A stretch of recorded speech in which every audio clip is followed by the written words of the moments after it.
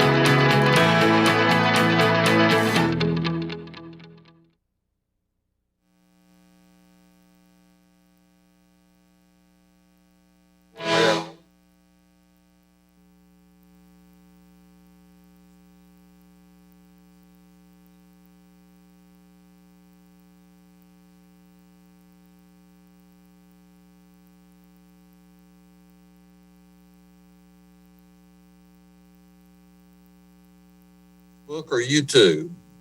Here's an important number also you can use, 1-312-626-6799 with a meeting ID of 929-1843-6478 with a passcode of 492774. Callers will be unmuted, given an opportunity to comment during the meeting at specific times. There is limited viewing available at City Hall. The public may email comments and questions prior to 3:30 p.m. on the day of the meeting to the recorder at franklintn.gov to be read aloud. Live comments and those submitted by email will be limited to 2 minutes. Here's the YouTube site, www.youtube.com/user/City of Franklin. Our Facebook is www.facebook.com/City of Franklin. And finally, the city website is www.franklintn.gov/Franklin TV. We all call to order. We're going to call the roll, and we'll start with Alderman Barnhill. Are you present tonight?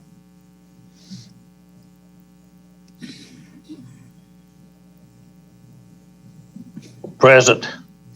Alderman Martin. Present. Alderman Speedy. Present. Vice Mayor Berger. Present. Alderman Blanton.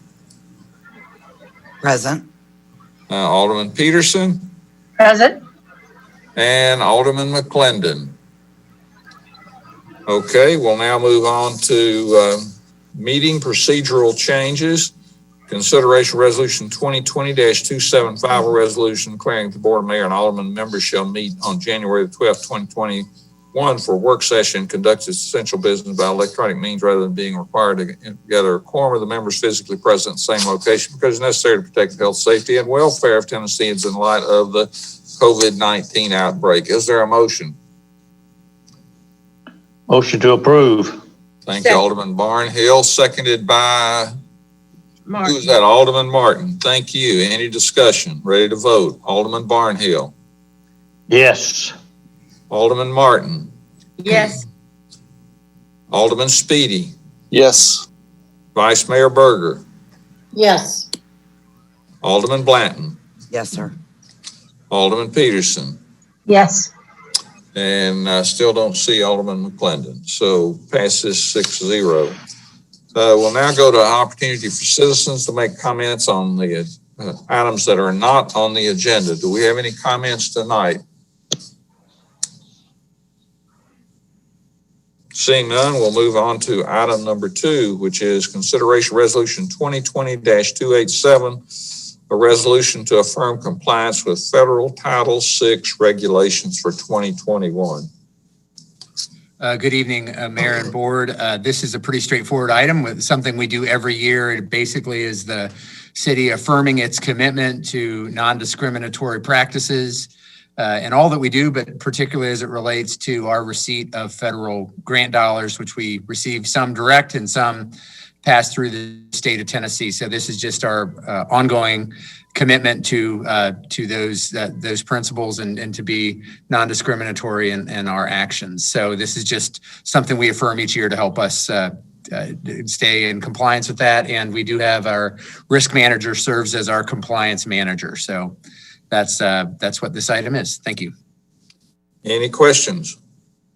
Seeing none, we'll move on to item 3, which is Resolution 2020-267, authorizing the mayor to sign documents relating to a bond to be issued by the Health and Educational Facilities Board of the City of Franklin on behalf of Franklin Christian Academy. Christine, do you want to go ahead and take the lead? There was a meeting of the Health and Ed Board this morning, and they have made a recommendation on this, and let Christine walk you through that. Yes, the Health and Ed Board did meet this morning. They held a public hearing as well as approved a resolution for Franklin Christian Academy, who is pursuing a refinancing as well as a borrowing some new money for a project on their campus within the city of Franklin. There's no recourse to the city of Franklin. This is simply using the Health and Ed Board for this nonprofit school to be able to obtain tax exempt financing.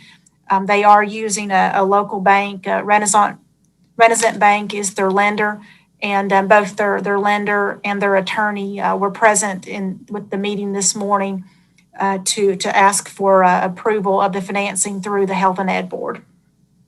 And this resolution is actually a part of the procedures for the tax exempt financing. It's authorizing the mayor to sign a document that acknowledges that the meeting this morning was held, and that there was also a public hearing held in connection with this financing, as well as a public notice was published in the paper, and which that was done so on December 31st. Any questions about this one? Seeing none, we'll move on to item 4, consideration resolution 2021-04, a resolution to continue the practice of providing employees paid leave as provided in the Families First Coronavirus Response Act. Mr. Mayor, I'll start on this, but also Kevin Townsell and Shauna Billingsley may want to chime in as well.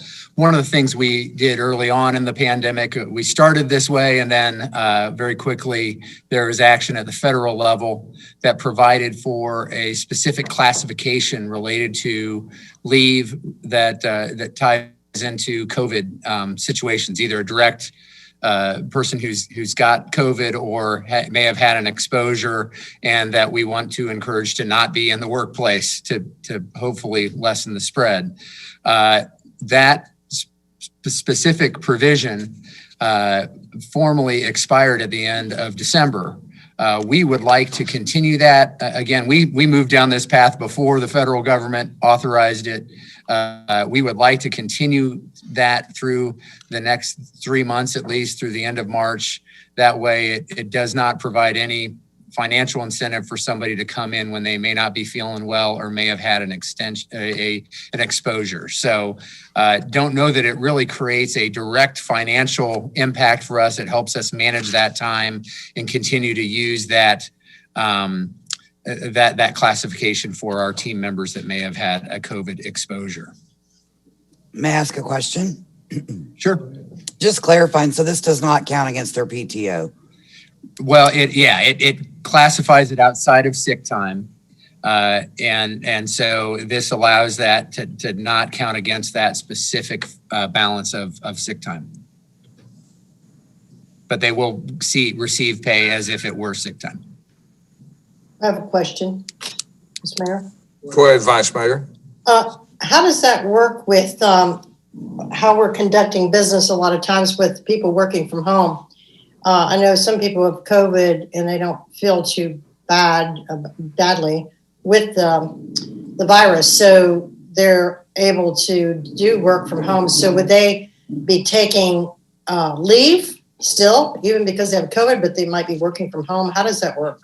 No, and this really is no change over what we've done over the last 9 to 10 months.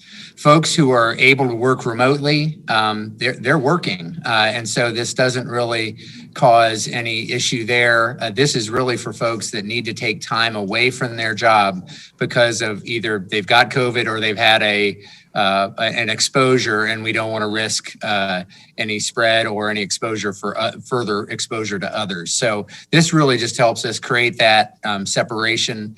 But those that are able to work remotely that may either have had an exposure or have it themselves, but are able to still contribute, that they are able to work, and it's just considered remote work on their straight regular paid time.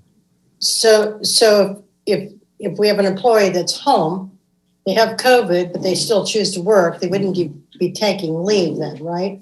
If they're working and contributing, it's not considered leave. Okay. But So- if they are sick, it would be considered this classification of Yeah. sick time. So they're Yeah. still getting compensation. Because some people can't work during that time anyway, even if they Right. are home. Okay. And if they are sick, we encourage them to get better and take that time appropriately. So Yeah. we are not making people work, but sometimes they're able to and want to, given a remote setup that we're able to provide All right. for them. So, Got it. Thanks. Kevin or Shauna, anything you want to add to this item? I didn't give you a chance. They've worked hard on this as well. I think the only other thing to add is that people can also use this when their children's school is closed, or if their daycare is closed due to COVID. They can also use this leave because we need to provide for them as well. And that's all I was going to clarify is the same thing Shauna did. And to be clear, it's not saying they could use their sick or their vacation time. We're dedicating some extra days that are not sick, not vacation, but says if for these COVID reasons, if you cannot work, you may stay home and we will still pay you. So what we would do is if you provide this authorization and this is on a vote for tonight at 7:00, it'll carry us through the end of March. We'll see where we are as we get closer to the end of March.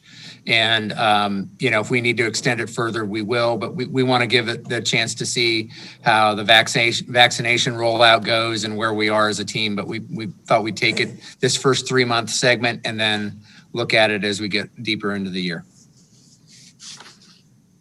Other questions or comments?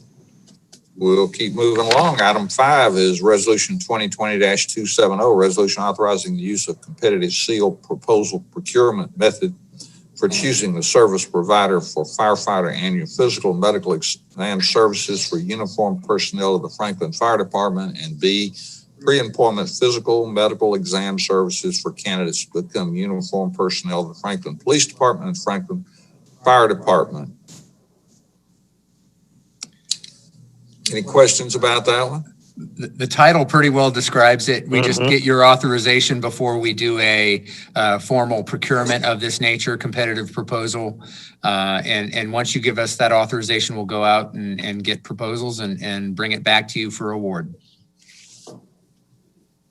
Item number 6, Resolution 2020-239, a resolution initiating the annexation process and draft plan of services for the annexation of 1180 Lewisburg Pike, establishing a public hearing for February the 9th, 2021.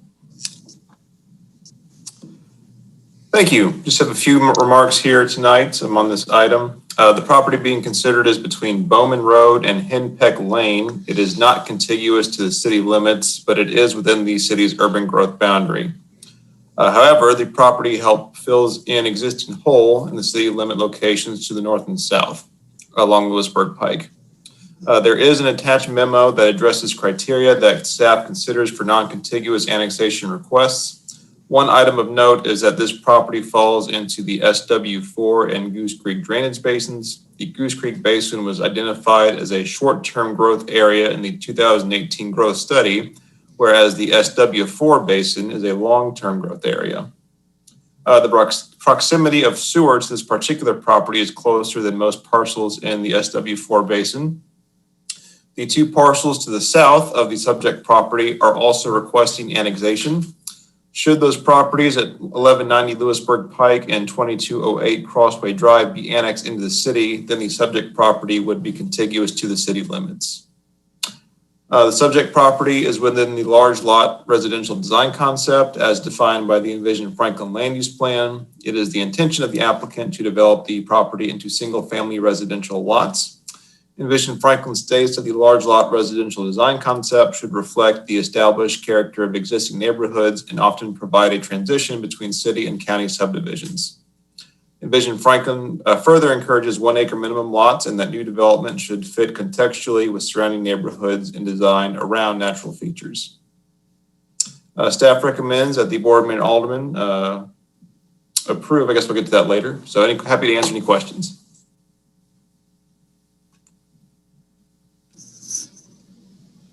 Mayor, good question. Go ahead, Alderman Speedy. So, and this is just a general question because I'm sure we're going to have this come up more and more where we've got non-continuous pieces of property coming in and then maybe a domino effect. But like, how are we treating, let's say 1180 comes in and then basically, let's say the cross property pays to extend that sewer line all the way to its property.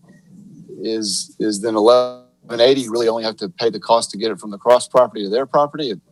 It almost seems like if there's some annexation that comes in within a reasonable period of time, that somehow those costs should be shared. It's almost like if you were the first mover, you could potentially be getting penalized for all those sewer costs. And I don't know, it just seems like how many acres is this again? It is 12 acres, I believe. A little over 12 acres. Okay. And I guess just, if you look at it on the map, you're like, well, it makes sense for that kind of be to all develop together and maybe more cohesive and connectivity. And goodness knows they're going to have to go through the whole neighborhood meeting process. And that was vicious for the property south of them. So I'm just kind of a general question on how we treat those sewer costs.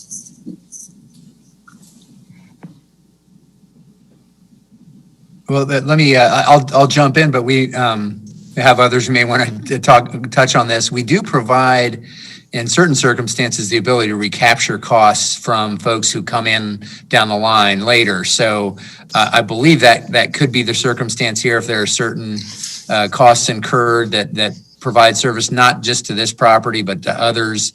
They may be able to recapture those costs. I don't know if we've had a specific discussion around this one. I'll open that up for Paul or Joey or Mark or Vernon, or whoever wants to chime in on that. We definitely do allow, especially if they're larger size diameter. There's also, you start getting into recovery, and we've had discussions around that for certain properties. I'm not aware of one that we've had in this specific instance of who's extending the sewer and how that's being extended. It's something we would definitely need to look into and talk with both property owners. But unfortunately, usually right now, a lot of times that first one to move forward has to bear that cost of getting the sewer to the property. Mayor. If I can, Mayor, jump in? Yeah, I'll recognize Mr. Girth, and then I'll recognize Alderman Barnhill, if that's okay, Alderman. That's fine. Good evening, Mayor, and thank you, Alderman Barnhill. Paul's right, and this highlights a growing of conversation as we look at annexing property that's not contiguous to the city, or how infrastructure gets extended. And right now, the expectation remains that the property owner that is looking to develop would pay for the extension of that infrastructure at the minimum size. And if we determine that infrastructure will be used for a greater area and that diameter of the pipe needs to be upsized, then we would provide an offset for just the materials and upsizing.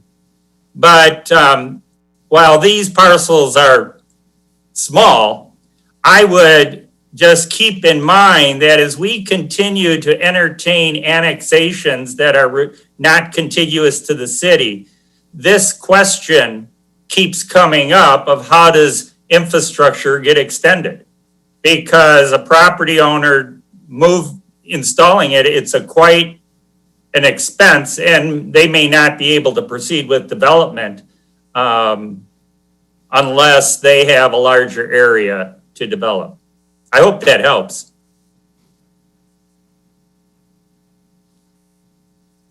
Go ahead, Alderman Barnhill.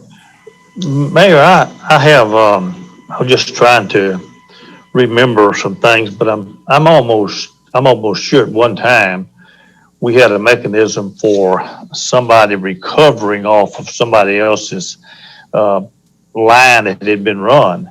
So I'm a little bit confused as to why we would not have that still in place.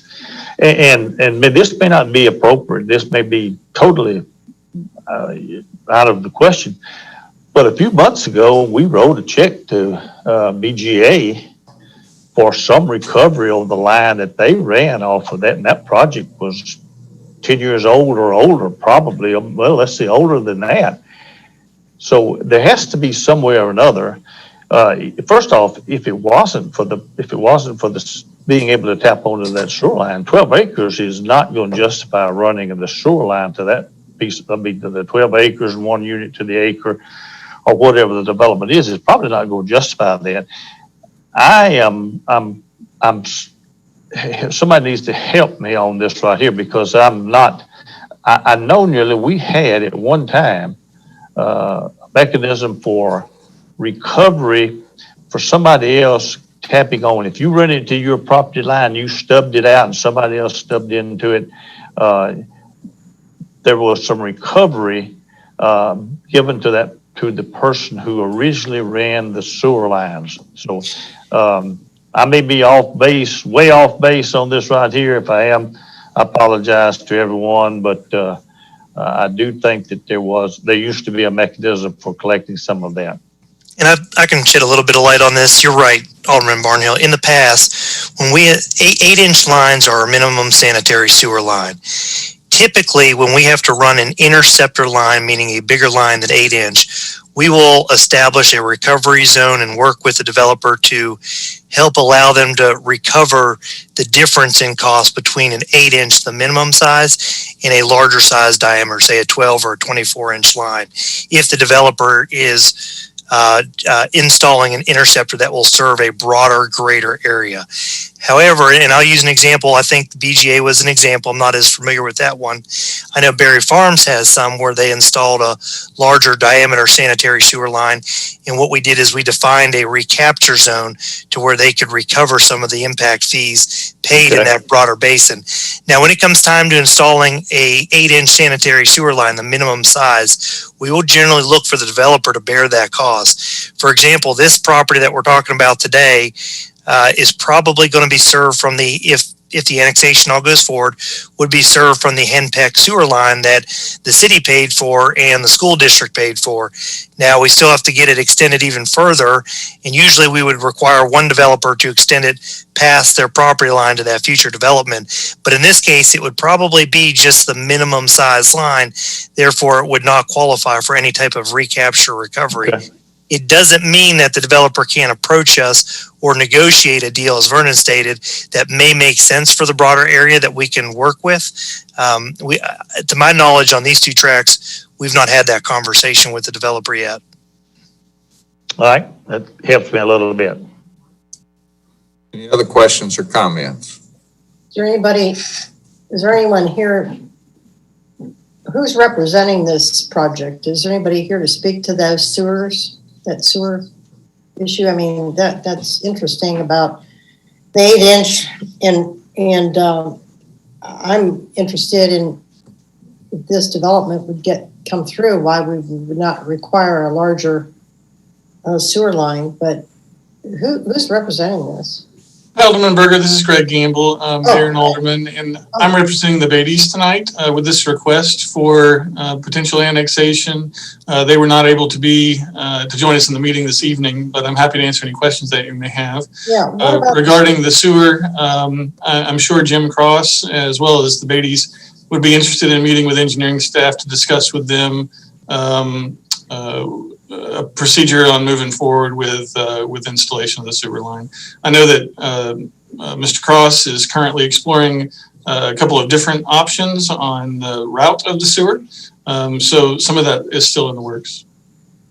And this is just initiating the process of annexation and draft plan of services also. So there's still a lot to be determined. I'll certainly reach out to the engineering department to start the discussions. Yeah. Thank you. My concern is, question, concern, comment, whatever you want to call it, is that this is an area that possibly could get developed because it's in a pretty good location. It's, close to city limits. There's property surrounding it that may come in, I would think, in the near future. But you've got, it's the location of it. It's pretty ideal as far as being around, not too far from Berry Farms. You've got a new fire station not too far away and everything. And my concern would be is if we put in a line, the developer would put in that line.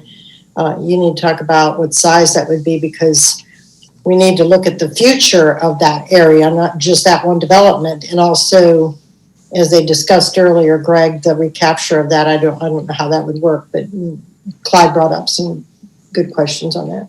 Thanks. Alderman Berger, looking at this, I can assure you that an 8-inch line will generally serve over 500 homes, and this area is not going to see that many. So the sizing's good, but we can work through that as we move forward. Oh, okay. Thank you for that information. I think we have a caller on the line. Is that for a public comment on this issue? Caller, you have been asked to unmute. If you would like to comment on this one, go ahead and unmute yourself. You may have to press *6 to do so.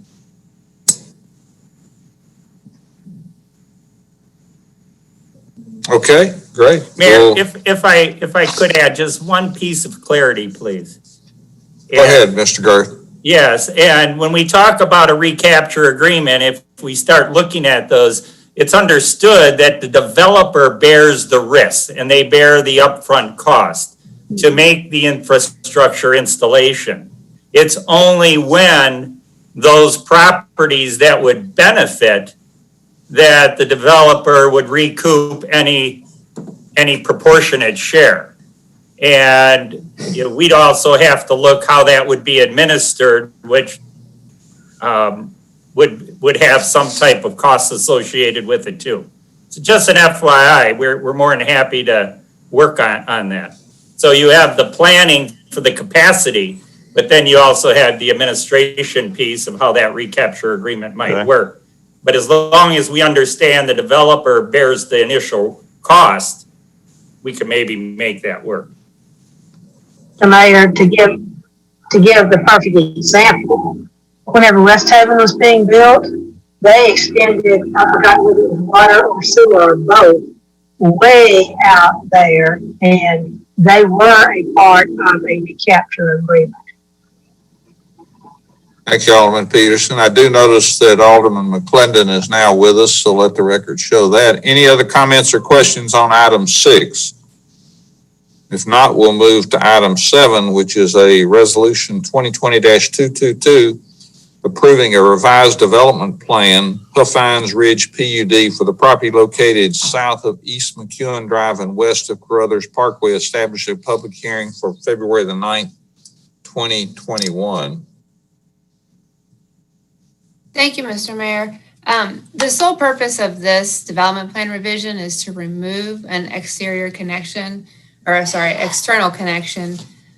from the PUD limits. This plan got all the way through site plan before it was discovered that Mill Crofton would not let the developer lower their water line to make the roadway connection. That's of no fault of the developer or city staff. And further, the development team and the city staff has worked, for many months trying to work with Mill Crofton to find a solution that would not encumber them or would be one that satisfies Mill Crofton. But alas, we have not reached any sort of agreement as such. So the staff reviewed several design alternatives, and this one is has the least amount of safety concerns, is how I'd like to state that. Ideally, staff would want to see this connection continue. And as such, we've written the conditions of approval so that if there's a we're still going to try to work with Mill Crofton. And if we can come to an agreement, we've written conditions of approval as such that they don't have to come back and put the connection back in. The idea is that let's find a solution that works. This one that is on the table today is one staff can be satisfied with, but ideally we'd want the connection to be made. So I'm happy to answer any questions. Any questions for Amy? Okay, we'll now move on to Adam. Is there a question? Do you have a question, Vice Mayor? I did. I guess I muted myself and unmuted. Can you hear me? Is there a, let me just a second. Is there public comment on that?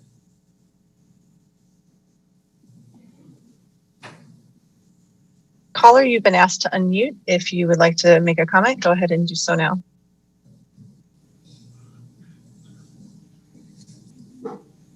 Go ahead, Vice Mayor. All right. Okay, I'm trying to understand this from what I looked at before. So Can you do me a favor and bring the Brock? Oh, sorry. Hello? I'm sorry. Can you hear me?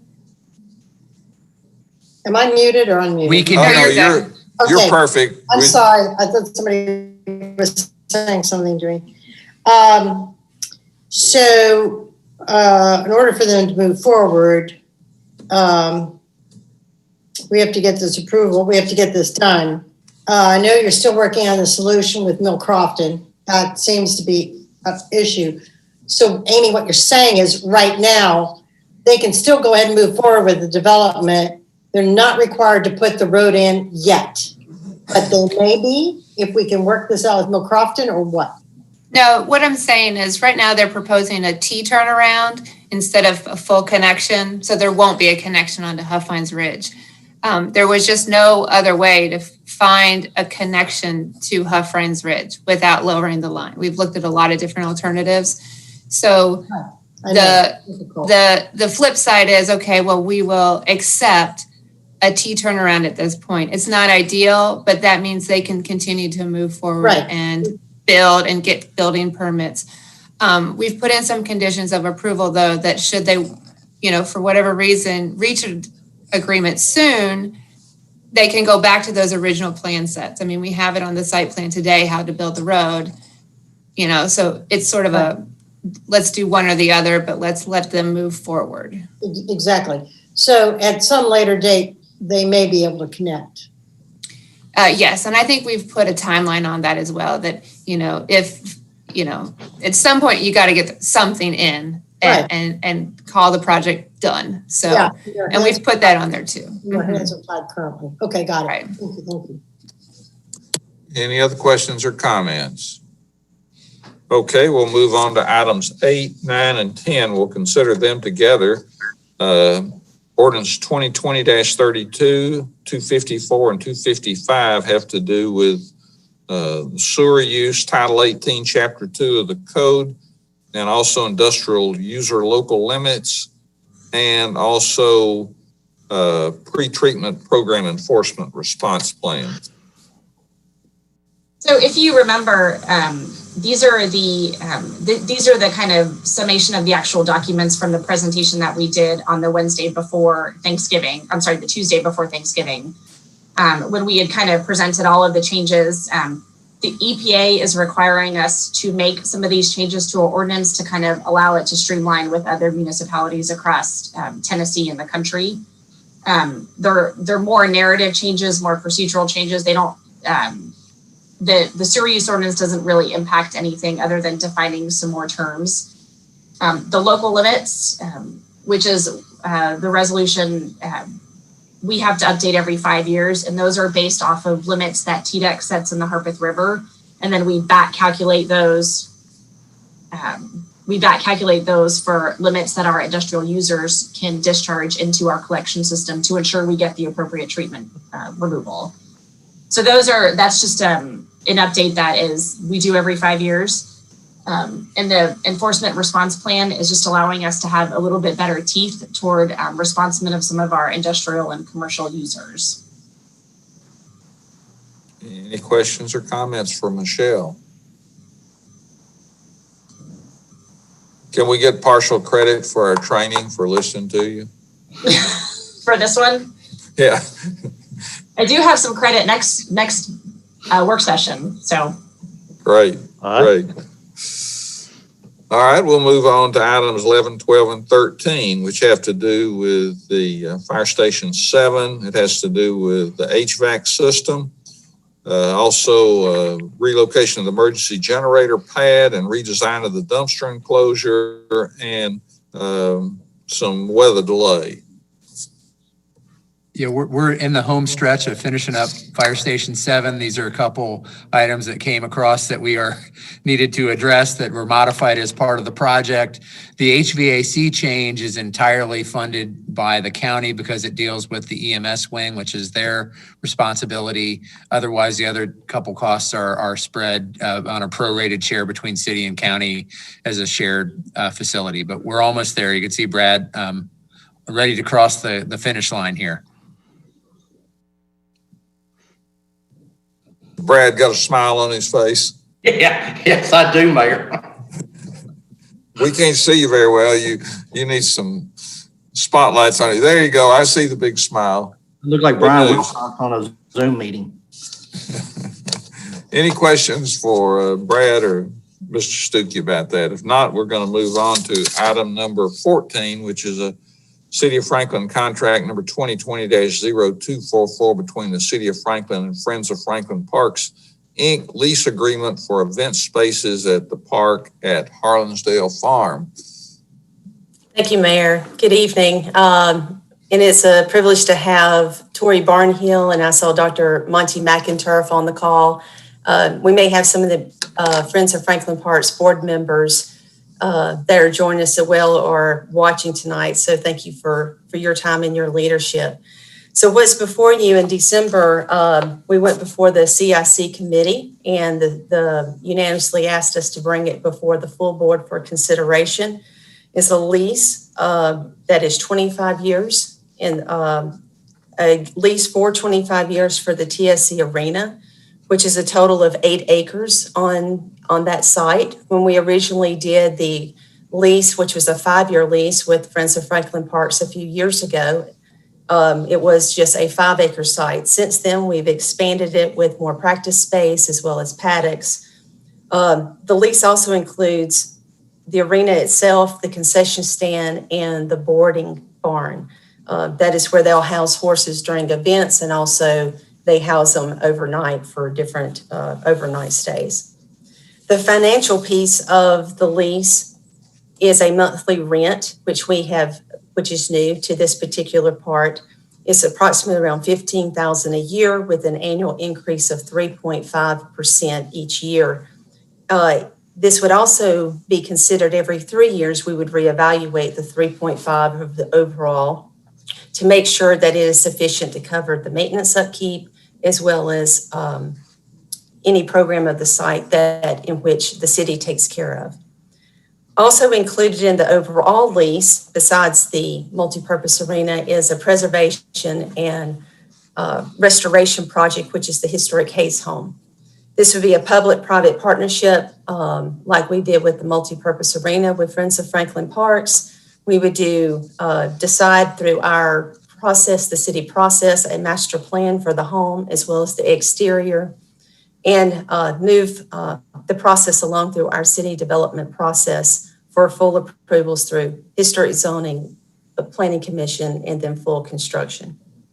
So at this time, I'd like to turn it over to Tori Barnhill again, or Dr. Monty McInturf for those that might, if I may, Mayor, and then we'll be happy to answer any questions you may have regarding the full lease collectively. Very good. Tori and Dr. McInturf, welcome. Thank you. Thank you, Mayor and Aldermen. This has been a labor of love between city staff and Lisa Clayton in the Parks Department and our Harlansdale Committee and Julian Bibb. And we're very grateful for the opportunity to bring this before you tonight. And we have the original board member Monty McInturf and Jamie Parker also joining. Monty also serves as chair of the Harlansdale Committee. So we're happy to answer any questions and look forward to moving this forward and working through this for the community. I see smiles on your face and Monty's. I just wanted to say real quick, yeah, this has been a labor of love, and it's amazing seeing the energy that the community is putting towards our parks and our parks department and our city officials. Thank you for even entertaining the idea of letting us be a part of what's going on. Our goal is to enhance Harlansdale through this relationship. And we know that's going to spill into all our parks. So we are truly friends of the parks. Yes, you are. Yes, you are. And we appreciate that. Any questions for Lisa or Tori or Dr. McInturf? Mr. Mayor, I have one. Go ahead, Alderman Peterson. I noticed in just the report, not the specifics. I think this was just on page 1. It mentioned about the arena housing. And one of the things that I noticed kind of jumped out to me was 4th of July concerts. And, this past year, we did not have the Franklin on the 4th, that is co-sponsored by the city and the Franklin Lions Club. But still, I think in a year or so before, or a few years before, there was a problem with a conflict with the city sponsored Franklin on the 4th, on Main Street with the Lions Club, and I wondered what was meant by Franklin, the 4th of July concerts there. Well, for the past, thank you, Alderman Peterson. For the past, and Tori, you'll have to remind me. We've always had viewing at Harlansdale for the past probably 10 to 12 years for the 4th of July for the fireworks that we shoot at the wastewater treatment plant. But I think for the past 3 to 4 years, we've had some live music in the arena. It's been a joint effort between the Parks Department and Friends of Franklin Parks that we do a co-sponsor to pay for that particular entertainment. It's only at probably an hour and a half prior to the fireworks.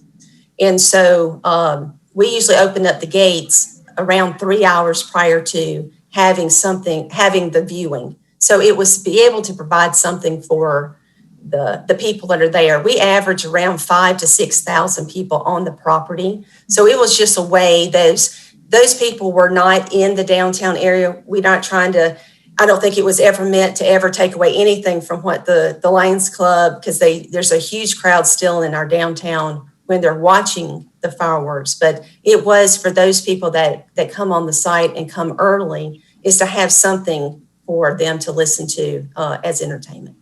Tori, do you have any other comments? When the arena opened, people were gathering, and so we just agreed to give them something to enjoy while they're waiting on the fireworks. Well, but that does come to the time that the Main Street still has, I guess we'd say, entertainment of its own then. And I think that has been the problem, because 3 hours in advance means that a number of people would leave that had been on Main Street, would leave that and go over. And I think that has some not only effect of the people who don't see the entertainment on Main Street, but also for the people that are selling items, especially food. Then that means that they lose quite a number of people with Harlansdale opening that early. I'd like to comment on that. Thank you for bringing that up. It's meant to enhance the experience of Franklin. I hear what you're saying. I think that the 1 year or maybe 2 years it's rained, and I think the weather is more of a deterrence for Main Street than having additional entertainment at the park. So respectfully, it should not be taken away from, but actually enhancing, drawing more people to our community and giving people more opportunities to have fun in downtown Franklin. And as we get back into special event mode, hopefully soon, that's something we can look at in terms of the timing of that. I think it makes sense to provide some outlet for folks who get there early and are just hanging out. I think it does make that experience better. It is not the intent, as was said, to draw away from the downtown festival, but to give people who do show up early at Harlansdale something to do. So it seems like there's a way for us to do both of those. There may be a little bit of overlap, but do it in a way that we're really complementing each other as opposed to one detracting from another, because they're both really great events. Well, I agree on complimenting. However, I have been there and had people say to me, how early can we go over? In other words, they were making plans, even though they had been on Main Street and had the little children's parade and things like that. But they were also planning to leave before they would have had the arena, not been opened. And one reminder that once that sidewalk is completed on Franklin Road, I think that's going to give people more time downtown and more opportunity to hang out there prior to trying to break their neck and get out there for the fireworks. So. Well, they've got to have a place to sit, though, if they walk out there, which is something for us to think about. But you're right, that is going to be a big plus, isn't it? Any other comments or questions? Are there any callers or notes that you have, Angie? Caller, you've been asked to unmute. If you wanted to make a comment on this item, you may go ahead and do so now. I do not have any email comments, sir. We'll move on to item 15, which is an update on the master plan for Liberty Park. Thank you, Mayor. And as Angie's bringing up the overall master plan, so it was in 1999 and 2000 when the city of Franklin purchased the 85 acres is known as Liberty Park. We called it Eastside Park for many years as we did construction. And so there was nothing in the area except for a park planned. And so it's been since 2007 since we updated the master plan. So we believed it was time as the community expands surrounding the Cool Springs area. It gave us an opportunity to take a look at this master plan and update it. So that's what's before you tonight. We are looking, what you're considering is just the update to the master plan. My goal is to request from the alderman is to, over the next month, if you will provide the city administrator, or you're welcome to provide myself or Mark, some feedback. We'd like to know if you like what the new amenities that are being added. We're adding some additional amenities. There's 10 existing site amenities shown on this master plan. You have a 3 baseball field complex that we currently have. We've added batting cages over the years, providing ADA accessibility to those areas. We've also got to upgrade lighting that went in 2002 and 2003. So we're hitting the 20-year mark. We've got to upgrade irrigation. So there's quite a few things in this overall arching master plan on the existing facilities that we plan on doing. What's also important is we're looking at this to be an 8 to 10 year overall master plan. So that's what you're seeing as far as the budget, is that all of these amenities are included in those, and we would take those really by phases or by the opportunity of the funding available through parkland funds, or it might be facility tax funds, or we might receive a grant or public-private partnerships. We see this as an opportunity that we can expand, but especially in parkland, that is where we're seeing the development, and this becomes the community park for this side of town. Whereas you've got Jim Warren on the other side of town, you'll have Southeast. And so this becomes the Cool Springs area. I'd like to just quickly go through some of the additions with you that make sense. And Angie, I'll ask that you kind of pan over toward the newer part. If you'll go the opposite way from that one. There you go. Thank you very much.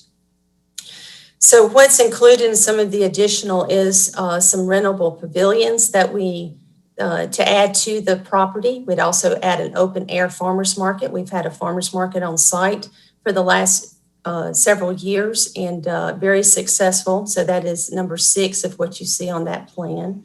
We'd also add pickleball and tennis. That is number 1 and 2 that you see that could be rented as well as some tournaments.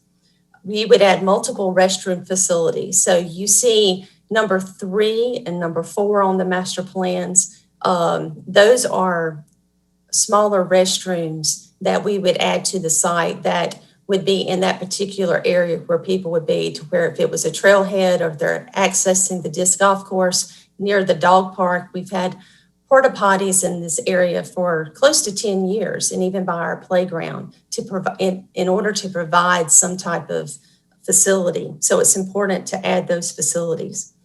You will see a new field is called a cricket practice field. We are working with this particular group of athletes that we have met with. It also includes batting cages. This came about because we are seeing some damage, even though we don't want to call any group out because they're enjoying their sport, but cricket's becoming more popular.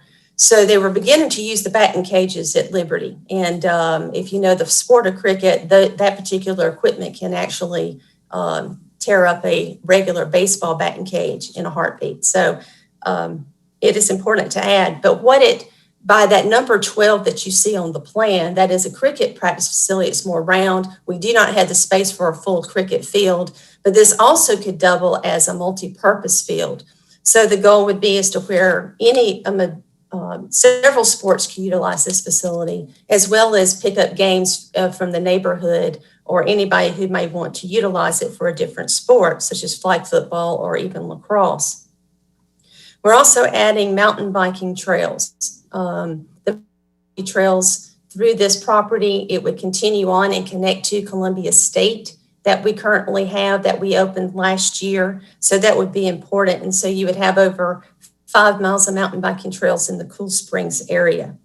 There's a lot of, there's a number 11, which is near the existing baseball fields, and that's shown on this map by Turning Wheel, and the parking area. That's called a pump track. That is one of the things when we did our master plan. The pump track is more of a cross between a skate park and a bike park. So you allow for it to where bikes and to be able to utilize the different, it can be asphalt, it can be concrete. We haven't decided those things. We've asked for an opinion of cost to kind of look at what those kind of things will cost.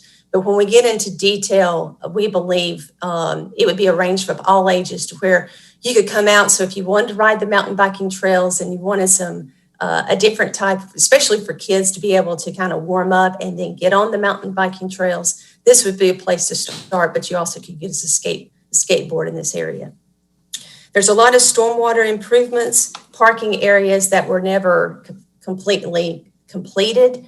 So you see a lot of parking that is shared parking between the different entities, as well as down Oxford Glen Drive. I think that was important, is to be able to make a connection for what's on the plan is called I think it's a 12-foot sidewalk. We call it a multi-purpose trail. So we're still working on some of the language to make sure it's finalized, but to create that trail system down Oxford Glen. So it from McEwen all the way toward the Publix grocery store. It's important that those areas are connected, and it provides that connectivity surrounding this whole park, not only getting into the park, but surrounding the park. And that's important. Financially, again, we're looking at this to be an overall 8 to 10 year master plan, which we asked for an opinion of cost. What we've seen over the last year and a half with some of our park projects, and Paul can speak to this as well. the projects are coming in very high. So we asked when we did the opinion of cost to give us the highest that we're looking at. And then as we have the monies available, and for the example, currently in the CIP, in the park CIP, we have $5.4 million allocated for this particular park. By your approval of an overall master plan in the next upcoming months or so, then we will choose some of these items in which to go ahead, include that in that particular phase, and then we would start design. And even though something may be a certain cost that's provided to you today to look at, we would then look at the overall cost of how we can maximize our dollars and look at materials as well. So that's the master plan. I'm happy to answer any questions you may have about the master plan. But again, the goal would be in about a month to bring a resolution forward that I would bring back before the work session, that we would incorporate anything that you may have or any changes we have, and then adopt the master plan and move forward with that CIP, that first CIP project. Mayor? Nice presentation. Any questions for Lisa? I have a question. Go ahead, Alderman Martin.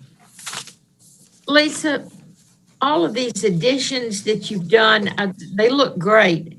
Have you had residents or people inquire about these particular additions, that they are interested in them? Or is this just what you do when you are in the business and you're looking for things for people to do? You know, I just wonder how many people have known to come to you and ask for things. That's a great question. And I would love to say I am that good in which to this group. I'm going to let you wonder. However, to answer your question, most of this came from when we did the master plan for the Parks Department within the last 4 years. So the items that were in there, that when we did a lot of that, when we opened it up to the public for public comments, we had over 250 people come through those public comments. We've heard from those. We've also heard from residents in McKay's Mill and in that surrounding area that we wish that we had, you know, this particular thing. They want the expansion of the playgrounds. We want restrooms for the kids. My kid plays ball, but I need my other child who doesn't play have something to do. So we've tried to survey as many of those folks as possible. But what you are seeing is what we've heard from the residents of Franklin. Great question. Thank you. Mr. Mayor. Go ahead, Vice Mayor. Hey, Lisa, thank you. I've got a couple of quick questions. One, are we planning any connection? Because you said, hey, if somebody's playing ball, everybody wants to go to the playground. Are we developing a connection between the ballpark and the other part of the park? Because right now we don't have any way to get kids and people through there. Yes, ma'am, we are. That's part of for some of the improvements to an existing facilities is you would connect the two parcels together, and it actually would be ADA accessible. We're seeing more and more within our park system that families through different modes of transportation, it might be a wheelchair, walkers, strollers, they are utilizing. And so being able to go from back and forth is real important. And those connections are in that master plan. Okay. And I've been talking to a lot of people over here. So connection is one that they really want. The other thing is number two, not in any particular order here, but restrooms are huge need. The extension and improvement and expansion of the playground area with better and additional equipment there. Because, you know, people love to go over there with the little kids and it's sort of, you know, needs improvement, needs expansion. So that along with the restrooms and then the pavilion, the farmer's market area, which they want to grow. People want that to grow a little bit. You know, this is never going to be a huge market like we have down at the factory. This is a neighborhood area, quadrant area for our amenity for that. And that's been really great and like to grow that a little bit, but the pavilion's really at need. So those three things, the connection, the restrooms, the pavilion, the farmers market, and then the pickleball courts, you know, we don't have anything over here. We don't have any pickleball courts. We don't have any tennis courts at all. And so those have been requested over and over and over to me. I still question, and okay, two more things. I still question the cricket thing. You're going to have to show me how that is really, I know there's a need there, but I don't know the priority need of that and where that'll fall and how many people we're talking about there. I mean, to what extent do we need that? So we can talk about that a little later if you want. I don't need to get into it now. You mentioned a skate bike area. What is that? What is that? The pump track, in the original master plan, there was a skate park planned in that area, which is near the existing ball field on Turning Wheel. It's number 11 on the map for those that are playing along.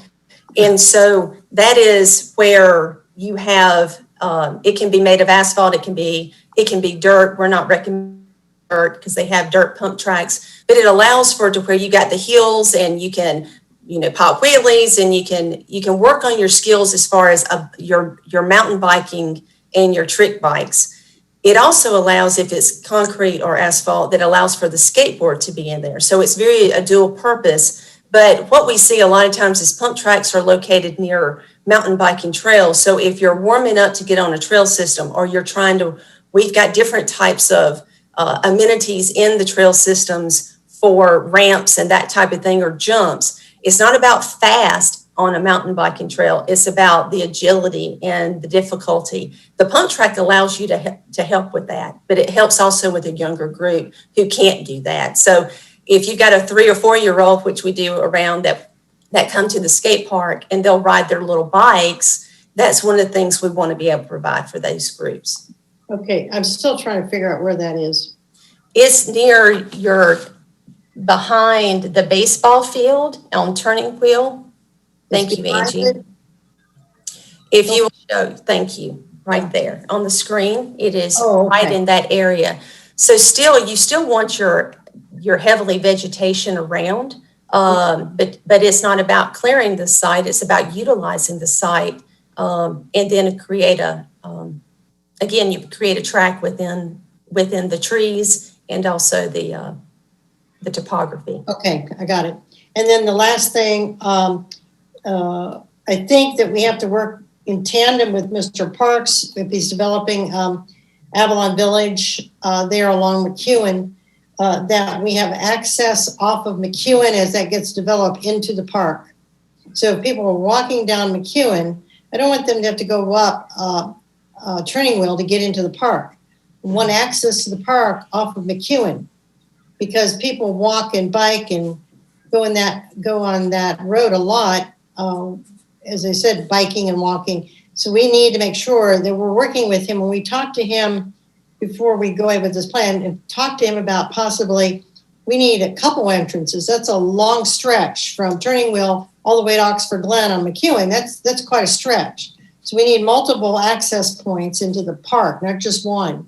And then the only other thing I would say is the big piece of this entire park that's missing is that parcel at the corner of Oxford Glen and McEwen.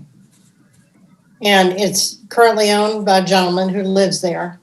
And I know we've looked at it before, but I still think we had to keep our eye on that. We had to talk about that parcel because that is a missing piece of this park. It's just sort of there, and it connects the entire area from Oxford Glen all the way to Turning Wheel to complete that whole park. And I think it would be, we fight for other parcels all over town for our parks. And I think we need to look at that seriously. The board needs to take a look at that and know why that's so important to that park. The other thing is we talked about connectivity, to Oxford Glen, so you can get up to the commercial, up to the area of Publix. We've got to look at a sidewalk or a trail that can take us up Turning Wheel, because we have that's a hill. And by golly, I know Margaret's always talking about, how all of us talked about, but Margaret, since it's her ward, how dangerous Franklin Road was for people walking on it all the time because we had no sidewalks. We have the same identical thing here. Of course, it's not downtown, but we do have many, many more residents here residents have increased over the years. So when Avalon Village gets built or starts to get built, we're even going to have more. And then once we start McEwen 4, we are connecting McEwen 4 from Oxford Glen. If anybody knows where that roundabout is, over here at McEwen, Oxford Glen, Cool Springs. When we're connecting that over to Wilson Pike, we are putting in a 12-foot multimodal path on the south side of the 4-lane all the way to Wilson Pike. Ideal to connect straight into the park. And I want to make sure in this plan that we have not neglected to take and add that connectivity on there as our road is getting built, so that we have the old McEwen road bed in front of Mr. Lancaster's property. We don't have that property, but we have the old road bed property. It's our right of way, and it would be between his property and Mr. Parks's property. And we need to utilize that. So when we have that multimodal path, people can cross over and they can go down the multimodal path straight into the park. So that would be my input on that, because I really think we have to make sure that that connectivity that I just talked about is in this plan. We need to put it in there. Thank you. Okay, thank you very much. I appreciate all the work you've done on this. It's great. Thank you so much. Thank you. Any other comments or questions? Mr. Mayor, Mayor, Go ahead. I noticed that it said that this is in quadrant 1, and at some point I'd just like to find out how much of the park's development fees have been collected in quadrant 1. Thank you. So right now, Alderman Peterson, if I may, and not to the dollar, but the approved $5.4 million that you have in your capital plan, the existing parkland impact fees would cover that cost.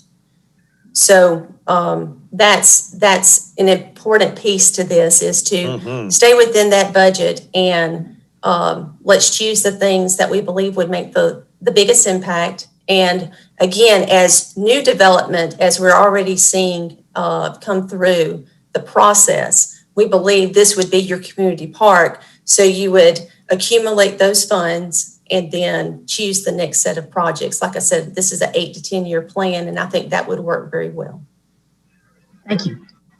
Got Alderman Speedy. Yeah, just 3 quick points. I guess one, kind of following up on Vice Mayor Berger's comment about the cricket field, and Lisa, I talked about this a little bit, but I think it should definitely be designed to where it's more of a multi-purpose field. So that there's a ton of sports like lacrosse, field hockey, flag football, ultimate frisbee, and I think we talked about making that turf. Otherwise, that could be a dirt disaster pretty quick, because many people might use that. And then the second thing, I love the 4 pickleball courts. I know in my neighborhood, we've got 2 tennis courts, and during the summer, they're used extensively. So I think I'd maybe at least reach out to the Williamson County Enrichment Center and see what the usage is on their pickleball courts. Maybe it goes from 4 to 6, 4 to 8. That is one of the fastest growing sports in the United States, and it doesn't take up a lot of land.